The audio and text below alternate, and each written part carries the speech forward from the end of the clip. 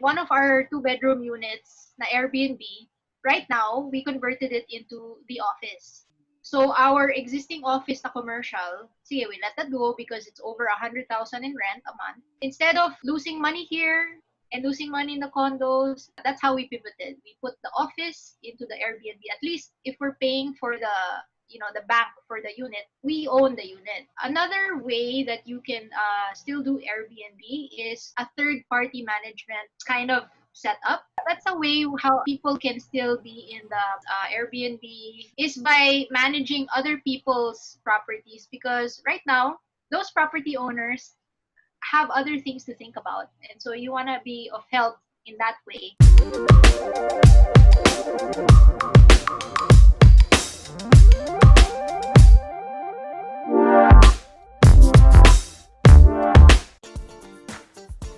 Okay guys, we're back. Rica Hernandez, entrepreneur. They have a publishing house and super talino na classmate. Until hanggang ngayon, sobrang yaman pa rin.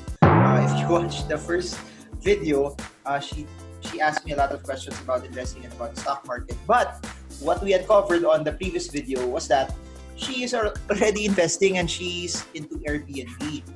And that's what we're going to talk about, because a lot of people are either, even prior to the coronavirus, have been asking if Airbnb good, or is it something that's not going to work, because a lot of people now have Airbnbs. And then people are not traveling right now.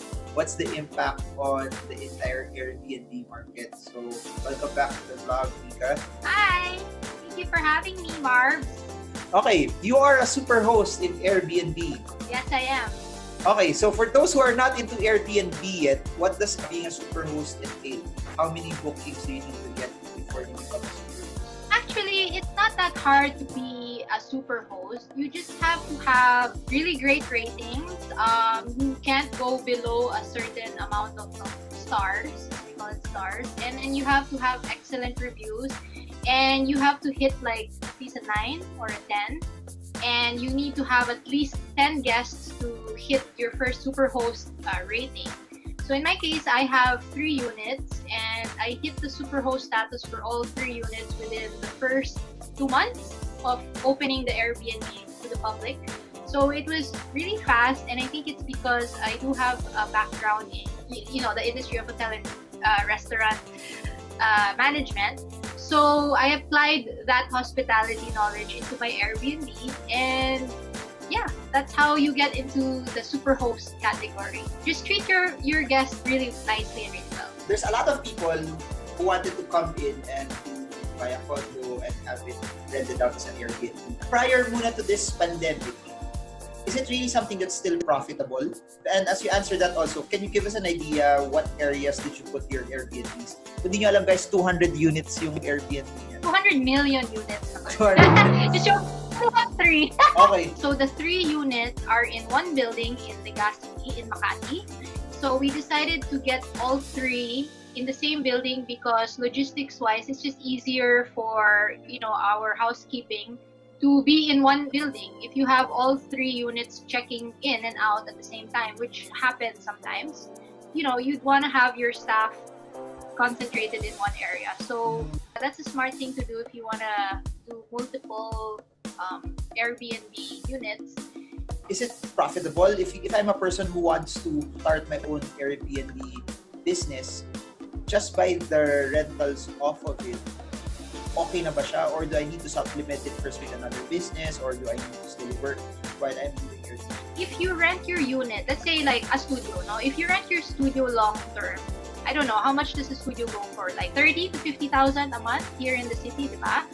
But if you do Airbnb and you're able to reach your superhost status, that means your listing goes to the top of the explore feed. You get shown more. You can get a higher occupancy rate, and yung 30 to 50,000 pesos mo a month for a long-term renter that will stay for a year. If your rent is 30 a month, you can make 100 plus. It depends also if you own the unit. If you're still paying for it for the back, syempre, offset siya. Lugi ka if you long-term renter. So Airbnb really is profitable. And if your occupancy rate is like 9 nights, parang you break even lang. minsan slow din yung bookings. So, kailangan i-calculate mo like, okay, how many nights just to break even, to pay for electricity, the water, the Wi-Fi, kasi every unit has their own accounts, diba? Tapos babayaran mo pa yung cleaner, everything. 9 units is like the break even at least or whatever cost that you have. It depends. I think that was the one I calculated for the smaller unit. I have a question there. You said that to get times 3 of a normal rental, ano yun, full occupancy ka for a month or not necessarily? Not even, just 80%. Sometimes we are able to fill like complete the whole month, 30 nights, no? More realistically, madaming mga butas. So nalilinisan din naman talaga siya in a way that the next person who will step in, kasi I'm asking that because of the coronavirus, no? But the next person who will step in, they're sure that I'm coming into a unit that's clean also. Yes, that's why it depends on the host. I was exposed to the hotel business in Cebu. Kahit overnight lang nagsistay ang isang guest sa Airbnb, we change the whole sheets, they get a general clean. It really comes down to the training of your staff. How many pairs of blankets do you need to have para it's enough already na yung interval na nahugat, nalilinisan, and then nare-replace ka? Per unit, we just have one. Kasi to have it washed, it only takes a day or Okay. two. Palitan yun, when one is being used, may pinapalaban na isa, something like that. Oo. Tapos kung masyadong madami ng tao, we use the bed sheets of the studio dun sa 2 bedrooms sa taas. Parang we can ikot-ikot according to kung ano yung kaya namin. Okay, so as long as, I guess what you're making sure of is a lot of people are, their stuff is clean when they come in. Yeah, it has to smell and feel like nobody's ever been in there. That's our thing. Now, here's what's interesting. Because of the pandemic, people are not traveling, people are not going out, there's lockdowns everywhere. How affected is Airbnb industry? Totally affected. No, it's funny because actually during the pandemic, the first 2 months, I was getting, even up to now, I'm getting bookings through Airbnb. But because the admin, the building itself, wouldn't allow guests to go in and out, syempre, we lost money. So imagine that's 3 units for 2 months or more na zero. So mahirap talaga siya. But in terms of inquiries and bookings, we were still, in fairness, getting. And because we were in Makati, I was getting a lot of inquiries from frontliners needing a place nearby. So these are all locals, not necessarily travelers, because wala naman travelers. But there's always a need and a demand for people to stay in other people's homes because syempre nagsasawa din sila sa mga bahay nila. The locals that we get that stay in my place na my 2 bedrooms, usually they need a place to celebrate a birthday, things like that. So, staycation market. Staycation market is, and then in the city pa in Makati, it's good. So I think it's okay to still have an Airbnb now, but obviously it's very slow. It's hard to say, no one can forecast how long will travel.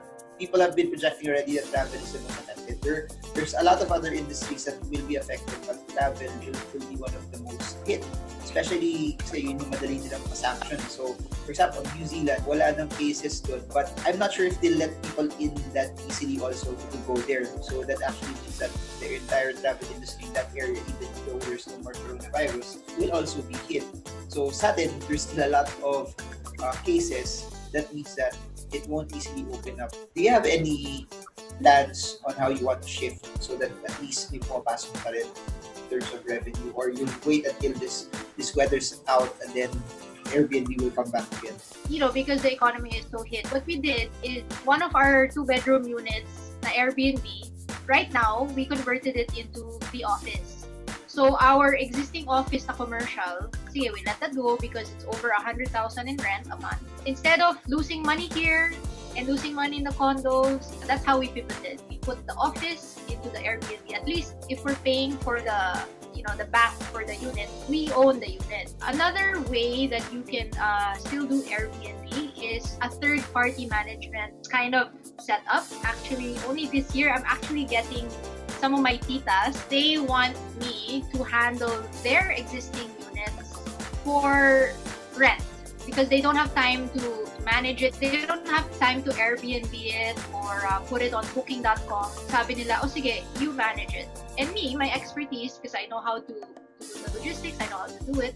I will just offer it at a fee, diba? That's a way how people can still be in the Airbnb is by managing other people's properties, because right now, those property owners have other things to think about. And so you want to be of help in that way. I mentioned this in some of the videos, said that their occupancy rate right now is puno sila. They catered it to BPO workers. So parang during the lockdown, so they don't travel, the BPO companies house them there already so that walking distance or at least shuttle na sila from the hotel. So that's one way kasi, or they can cater it to other frontliners also. So I think that's an idea for people who have. I don't think SEDA is earning at the same rate that they're earning compared to normal bookings. Pero at least may pumapasok. And I think that's what's important now for a lot of people who have businesses or rentals. You may not be able to get the same rate as what you were getting before. At least you have cash to help you be liquid. You have cash to help you stand. Because if you don't have cash to help you be liquid, it will be harder to survive later on. So yeah. Right now, for people who plan to buy condos, given what's going on, do you recommend that they still try Airbnb o wag na muna use their cash for something else first? Unless you have a lot of money to take advantage of the people that are selling their units and whatever, then do it. I wouldn't advise anybody to invest in Airbnb right now because it just doesn't make sense. It's like travel industry is down, and then again, when you think about it, people who need to downgrade because they need to start saving money might be also looking for smaller, cheaper homes. So you know, you never know who's going to be in need of it. I think one of the skills that's not talked about as much in Airbnb is you have to be good in marketing. So if you may have a good unit, you bought it properly, it's well decorated, it's clean, pero no one has heard about that unit or no one sees your unit, it's hard also to get revenue from that. Last question, and I always ask this to a lot of people who come into this vlog, no? So there's a lot of people right now who are discouraged, takot sila. There's a lot of depression because they're scared about ano mangyayari sa future ng business nila or talagang their income has been hit. Any words of encouragement for them naman? I think it's really important to know that the way you feel, which is, you know, being very disconnected, the rug got pulled up under our feet, diba? Everybody fell. All the plans are gone for a lot of people. And it's totally okay to feel what you feel, but I think the next step after that is to really try to ground yourself and get your feet back on the ground. And that means try not to visualize and dream so much about the future. Just try to be more in your body, which means like do things that bring you back into the present. For example, like run, walk, dance. If you're gonna meditate, don't do visualizations and meditate that I'm gonna have an amazing business and whatever. Like visualize more on how you feel when you're sitting down, how you feel when you squeeze your hands, because that brings your mind back into your body. And once you ground yourself in your physical body, then you can start to make decisions on, okay, what do I do next? Kasi when you're grounded in your body, you can make smarter and wiser decisions on your next move. If you think, okay, I'm gonna pivot kasi my business is falling, I'll pivot. But you are floating up in the air because you're disconnected and you're scared about what's going on. You might be pivoting to the wrong things, diba? And again, you're going to be making decisions emotionally. You'll get overwhelmed. You might say yes and take in opportunities or jobs that won't serve you in the long run anyway. So I think that's just my advice for that. That's what I'm also doing myself. Just taking it easy, and it's okay to dream, but for me, like, okay, the dreams have to come from a place where I feel stable. Thank you so much, Rica Hernandez. How can they get a hold of your channel or your accounts? Where can they reach you? You can reach me on YouTube with the link below.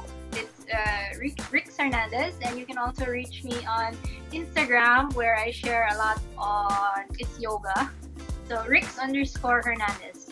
Let's be friends, guys. And please watch the video where she rode business class to Thailand. So yun yung panoorin. So thank you so much. Thank you for sharing your ideas. I hope you guys learned a lot. This is not our normal stock market or at least investing videos. But I think it's super relevant also because a lot of people looked at Airbnb as a source of revenue, as a source of income. A lot of people bought real estate because they would see Airbnb as a source of cash flow also for them. So I hope you guys got a lot from this and I hope you learned something. If you have questions, please put them in the comment section and then we'll try to make more videos on top of that. Or if you guys have anything that you would want to react to, just put them in the comment section and then we'll try our best to help you guys out on that as well. So I guess that's it for now. Thank you everyone. Trade well, trade strong, trade smart. See you all again soon and God bless you all.